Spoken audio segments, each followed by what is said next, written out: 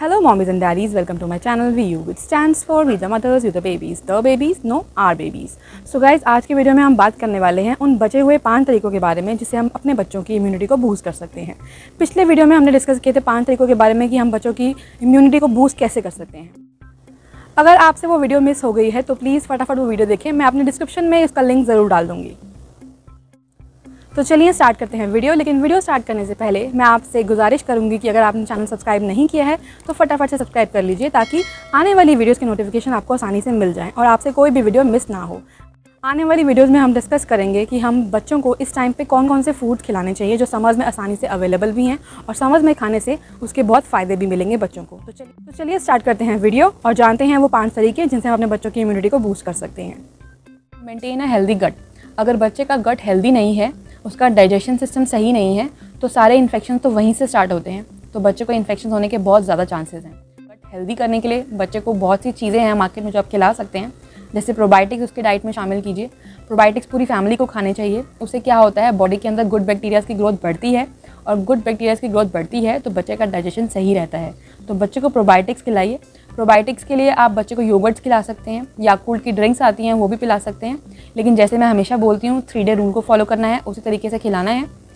3 दिन पिलाकर देखिए याकुल्ट की ड्रिंक। याकुल्ट की ड्रिंक ज़्यादा नहीं पिलानी होती है, बच्चों को दिन में 1 बार ही पिलानी होती है। एक छोटी सी बॉटल जो उसकी आती है वही पिलानी होती है, ज़्यादा नहीं देनी होती है। उससे बच्चों को पेट ख़राब भी हो जाता है, डायरिया भी हो जाता है, तो ध्यान रखना है इस बारे में। योगर्ट्स आप खिलाइए। योगर्ट्स मार्केट में अवेलेबल हैं, आप घर पे भी कर सकते हैं, योगर्ट बना सकते हैं।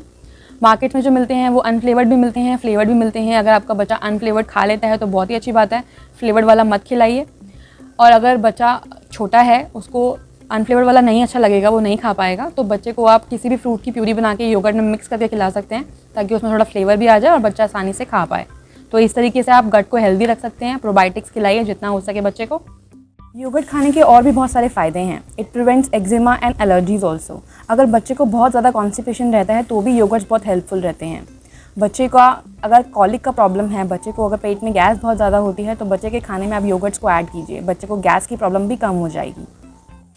हेल्दी गट के लिए आप ये सब फॉलो कर सकते हैं। बच्चे को कभी भी ओवर ईटिंग मत खिलाइए, हाई फाइबर रिच फूड्स खिलाइए और बच्चे को पानी पिलाते रहिए। प्लेंटी ऑफ फ्लूइड ज़रूरी हैं बच्चे का गट हेल्थ अच्छी रखने के लिए।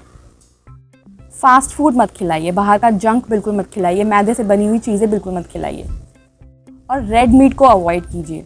रेड मीट इतनी जल्दी बच्चा डाइजेस्ट नहीं कर पाता है, तो रेड मीट मत खिलाइए। उसके बजाय आप चिकन खिलाइए, एग्स खिलाइए बच्चे को, फिशेस खिलाइए, फैटी फिशेस जो होती हैं, मैकरल। अब नेक्स्ट बात करते हैं स्टे एक्टिव। अब एक्टिव रहने के लिए ज़रूरी नहीं है कि आपको प्लेग्राउंड्स में ही जाना है, बिकॉज अभी हम जा भी नहीं सकते हैं। अगर आप कुछ ऐसी गेम्स है जो घर के अंदर खेल सकते हैं तो ज़रूर खेलिए। बच्चे के साथ एक्सरसाइज कर सकते हैं इन अ फन वे। आप कैसे भी बच्चे के साथ उसके साथ योगा करिए उसके सामने बैठकर, तो वो आपको देखकर भी थोड़ा करेगा, तो इससे उसकी फिटनेस भी मेंटेन रहेगी। आप बच्चे के साथ ऐसी एक्सरसाइजेस कर सकते हैं, आप बच्चे के साथ ऐसी गेम्स खेल सकते हैं जिससे उसकी बॉडी अच्छे से मूवमेंट करे। जैसे आप बच्चे के साथ घर पे बोलिंग खेल सकते हैं, आप बैडमिंटन खेल सकते हैं, आप बच्चे के साथ टेरेस पे अपने जाके खेल सकते हैं। टेरेस पे खेलने के लिए बहुत सारी गेम्स हैं, बच्चे की साइकिल लेके ऊपर जा सकते हैं, क्योंकि हम अभी बाहर नहीं जा सकते तो हम ये सब चीज़ें इंडोर्स में कर सकते हैं। तो ऐसी चीज़ें कीजिए जिससे बच्चा एक्टिव रहे, और बच्चे को एक्टिव रखने के लिए आपको खुद भी थोड़ा एक्टिव होना पड़ेगा और बच्चे के साथ अच्छे से एंजॉय करना पड़ेगा। इससे उसकी इम्यूनिटी बूस्ट रहेगी, उसकी बॉडी स्ट्रांग रहेगी। आप बच्चे के साथ छोटी मोटी एक्सरसाइजेस कर सकते हैं, हैंड्स अप, हैंड्स डाउन। आप राइम लगा लीजिए, बच्चे को उसके अकॉर्डिंगली बोलिए कि ऐसा बोलिए, ऐसा करके दिखाइए। बहुत सारे ऐसे राइम्स हैं जिसमें एक्सरसाइजेस वगैरह कराते हैं बच्चे को, तो आप वो सब करिए। ऐसा करने से आप बच्चे की इम्यूनिटी बूस्ट कर पाएंगे, उसकी बॉडी हेल्दी रहेगी। ऐसे तो आपको ये सब ज़रूर करना चाहिए। आप बच्चे को छत पे लेके जाइए, फ्रेश एयर उसको दिलाइए, बच्चे को विटामिन डी के सोर्स से मिलाइए, सन से मिलाइए। सुबह का सूरज और शाम का सूरज जो धूप देता है वो बहुत ही बेनिफिशियल होती है बच्चे की बॉडी के लिए, बच्चे की हेल्थ के लिए और बच्चे के इम्यून सिस्टम को बूस्ट करने के लिए। तो बच्चे को धूप में लेकर ज़रूर बैठिए, धूप में लेके बैठिए, उसके साथ खेलिए धूप में, बहुत ही अच्छा रहेगा बच्चे की हेल्थ के लिए और बच्चे के इम्यून सिस्टम के स्ट्रॉन्ग होने के लिए। बच्चे की जो बोन्स होती हैं वो हेल्दी रहती हैं, स्ट्रॉन्ग रहती हैं अगर बच्चा धूप लेता रहता है। विटामिन डी की डेफिशिएंसी ना होने दे बिल्कुल भी। सप्लीमेंट्स भी आते हैं मार्केट में, लेकिन अवॉइड करें सप्लीमेंट्स। अगर आपके घर में धूप आती है तो बच्चे को धूप दिलाएं। अब एक प्रैक्टिस जो हम अपने बच्चे के साथ करते हैं, हम अपने बच्चे को अपने गार्डन में थोड़ी देर नंगे पाँव चलने के लिए बोलते हैं, थोड़ा मिट्टी में खेलने के लिए बोलते हैं। अब आप लोग कहेंगे कि मिट्टी में खेलने देते हैं आप बच्चे को, जर्म्स के कांटेक्ट में लेके आते हैं, पैरासाइट्स के कांटेक्ट में लेके आते हैं, तो ये तो अच्छा नहीं है उसकी हेल्थ के लिए। तो ये अच्छा कैसे है मैं आपको बताती हूँ। अगर बच्चा डेली इन जर्म्स के, इन बैक्टीरियाज़ के, इन पैरासाइट्स के कांटेक्ट में आता है तो बच्चे की बॉडी के जो हेल्दी बैक्टीरिया होते हैं वो अपने आप को अडाप्ट करने लगते हैं, अपने आप को डाइवर्सिफाई करने लगते हैं कि उन्हें उस पर्टिकुलर बैक्टीरिया से कैसे लड़ना है या उससे होने वाले इन्फेक्शन से कैसे लड़ना है। अगर हम अपने बच्चे की बॉडी को पहले से ही ट्रेन कर देंगे इन सब चीज़ों से लड़ने के लिए, इन सब इन्फेक्शन से लड़ने के लिए, तो जब बच्चा किसी और बैक्टीरिया के कॉन्टैक्ट में आता है जो इन एवरीडे बैक्टीरिया से थोड़ा ज़्यादा हार्मफुल होता है, तो बच्चे के जो हेल्दी बैक्टीरियाज होते हैं वो जो अपने आप को अडाप्ट कर चुके होते हैं, डाइवर्सिफाई कर चुके होते हैं, वो हमारे बच्चे को हेल्प करते हैं, हमारे बच्चे के इम्यून सिस्टम को हेल्प करते हैं कि वो उस पर्टिकुलर इन्फेक्शन से लड़ पाए।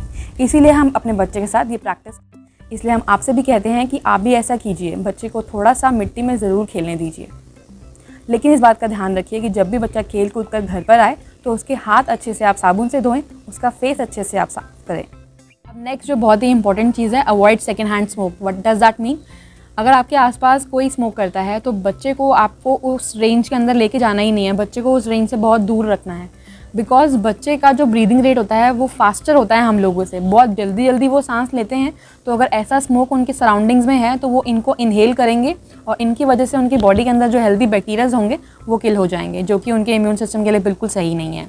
तो आपको ये ज़रूर ध्यान रखना है कि आपके घर के अंदर कोई स्मोक करता है तो उन्हें टोकिए कि बच्चे के आसपास मत कीजिए, या अगर आपके घर के आसपास कोई कर रहा है तो बच्चे को अंदर लेके जाइए ताकि बच्चा उस स्मोक के कांटेक्ट में नहीं आए।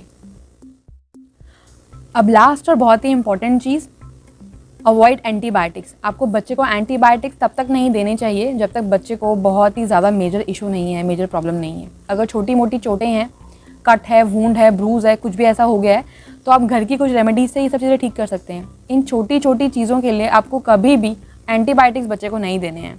मैं ऐसा नहीं बोल रही हूँ कि बच्चे को हाई फीवर हो रहा है और आप बच्चे के लिए होम रेमेडीज़ कर रहे हैं, ये सब तब नहीं करना है। छोटी मोटी चीज़ें आई मीन जो मैंने आपको अभी बोली हैं, चोट लग गई है, कहीं गिर गया है, गिरा है तो ऐसा नहीं कि सर के बल गिरा है तो आप घर में होम रेमेडीज़ कर रहे हैं।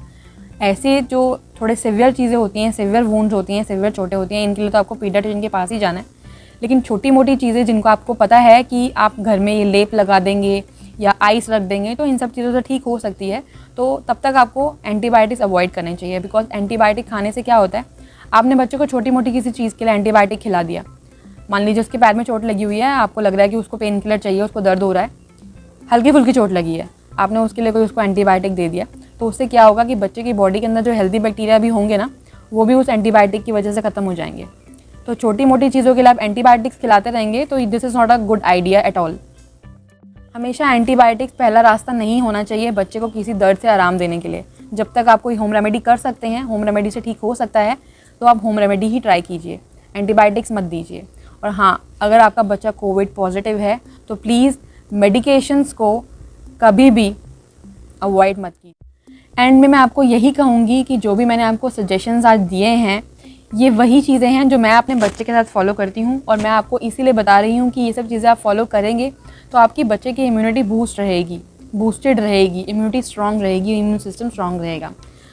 लेकिन आपको ये सब चीज़ें फॉलो जो करनी है, ये ओवर द नाइट प्रोसेस नहीं है कि आपने आज एक दिन पूरा फॉलो कर लिया तो आपका बच्चा बिल्कुल भी इन्फेक्शन उसको हो ही नहीं पाएगा। ये एक लॉन्ग प्रोसेस है और मैं ये तब से फॉलो कर रही हूँ जब से मेरा बेटा हुआ है। अगर आपके बच्चे को कोविड-19 पॉजिटिव आया है तो प्लीज़ इन सब चीज़ों को जो मैंने आपको आज बताई हैं, ये साइड बाय साइड फॉलो कीजिए, लेकिन किसी मेडिकेशन को, किसी मेडिकल एडवाइस को नेग्लेक्ट मत कीजिए। बिकॉज इस टाइम पे सिर्फ मेडिकेशंस ही बच्चों को बचा सकती हैं। तो प्लीज़ जो भी आपके बच्चे का पीडियाट्रिशियन या कोई डॉक्टर जिसको आपने कंसल्ट किया हुआ है कोविड-19 के लिए, जो भी वो आपको बोलते हैं, जो भी आपको सजेशंस देते हैं, जो भी आपको इंस्ट्रक्शंस देते हैं, प्लीज़ उनको अच्छे से फॉलो कीजिए। So mommies and daddies, if you like the video, please don't forget to subscribe my channel। और वीडियो को जितना हो सके उतना शेयर कीजिए ताकि और लोगों तक और मदर्स तक ये इन्फॉर्मेशन जा सके हमारे वीडियो के थ्रू। तो चलिए मिलते हैं हम अगली वीडियो में, जिसमें हम बात करेंगे कुछ फूड्स के बारे में जो समर्स में हमको बच्चों को ज़रूर खिलाने चाहिए।